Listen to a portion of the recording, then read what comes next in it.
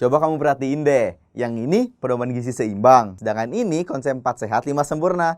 Kamu tahu nggak bedanya apa? Ayo kita cari tahu.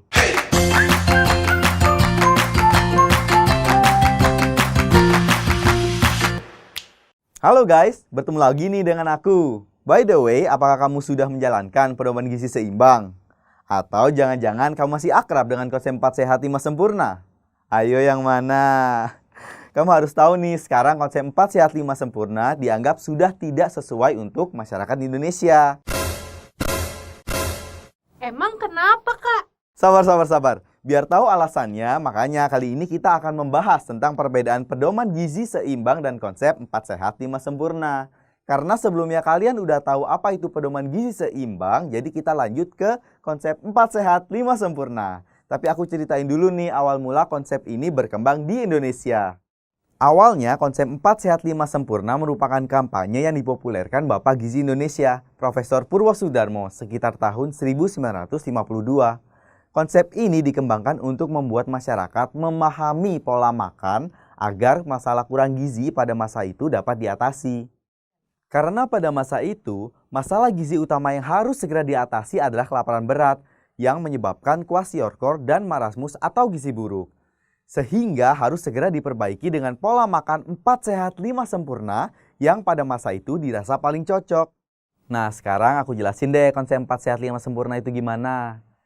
Di dalam konsep 4 sehat 5 sempurna, makanan dibagi jadi 5 kelompok nih, yaitu makanan pokok sebagai sumber tenaga, lauk pauk sebagai sumber zat pembangun dan pemelihara, sayuran dan buah-buahan sebagai sumber zat pengatur, serta yang kelima adalah susu sebagai penyempurna.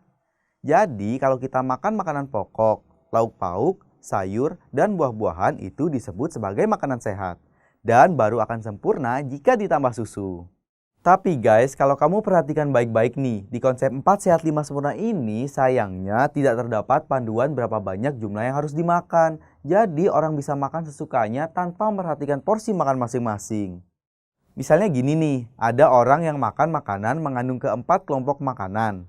Tapi sebagian besar diisi makanan pokok, sedangkan lauk, sayur, dan buahnya sangat sedikit. Nah, ini pola makan yang kurang tepat ya guys.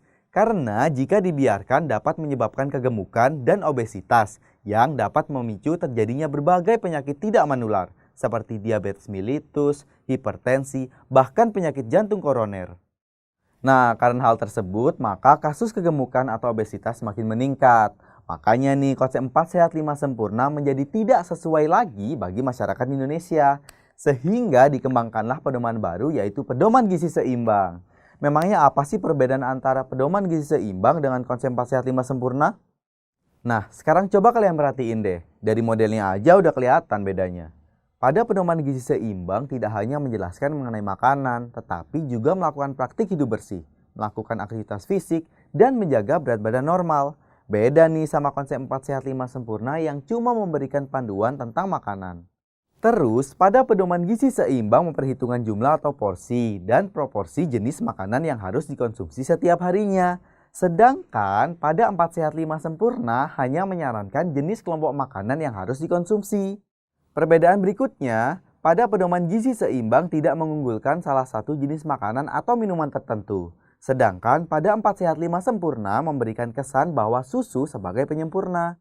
Selain itu, pada pedoman gizi seimbang kan dijelasin pentingnya mencukupi kebutuhan minum air putih yang aman dan bersih minimal 2 liter atau lebih kurang 8 gelas per hari.